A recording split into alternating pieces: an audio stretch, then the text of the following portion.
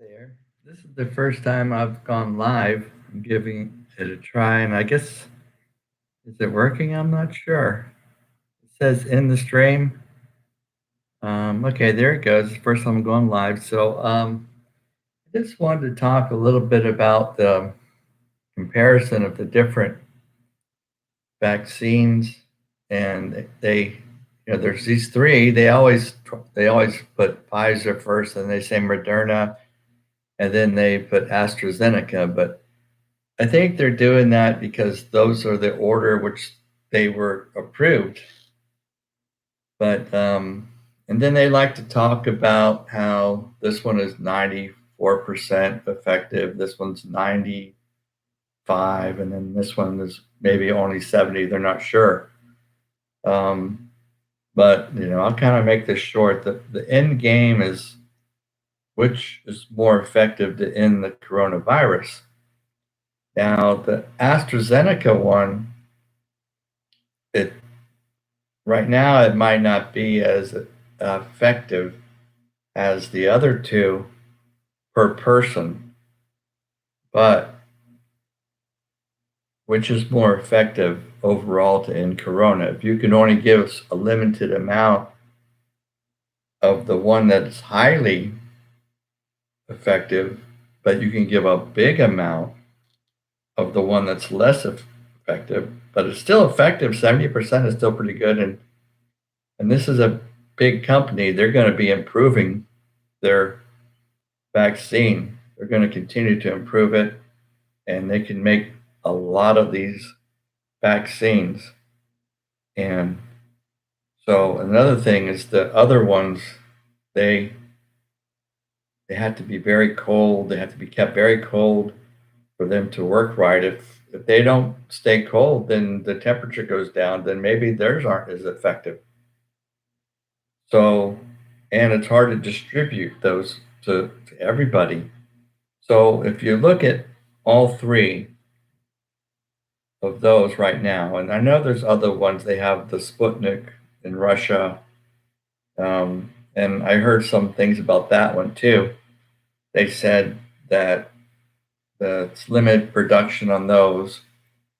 So if you look at the three major ones now, and you can include Sputnik because that was actually the first one that came out. It didn't go through all the trials, but what I understand about the trials is that the first one is they look at testing animals. The second one is testing some people, but not as many. And then the third one, so the more trials you do, the more phases, it's more people and more different people. Like the first one doesn't have anybody that might have some illnesses, so they add more and more. Um, so the Sputnik 5, may turn out to be just as good as the other ones. But let's get back on track. The AstraZeneca is already starting to partner with other vaccines to see what they can maybe how to improve the AstraZeneca to make it even better. And the AstraZeneca, the temperatures don't have to be very low. It can be at refrigeration temperatures for a long period of time. So if you want to, what is more effective to end corona? I mean, think about it. If we keep spending it waiting for others that be able to get the right logistics and the temperature and to produce it, it's going to be, who knows how long it'll take to end the corona. But if we can go ahead and with a big company that's making the vaccine, and it's even cheaper too. They're making it very cheap. They're not wanting to make any money. So the thing is overall, I think the effectiveness of any corona would that AstraZeneca is going to be a major player in that, and I think most likely what's going to happen is um, all these vaccines are going to start working together. The Sputnik. There's hundreds of them that are out there trying to do these things, but they're all going to start working together. And Sputnik's already working with AstraZeneca, or they're working together. So what's going to happen is um, that way to produce the vaccine and take care of the coronavirus. So,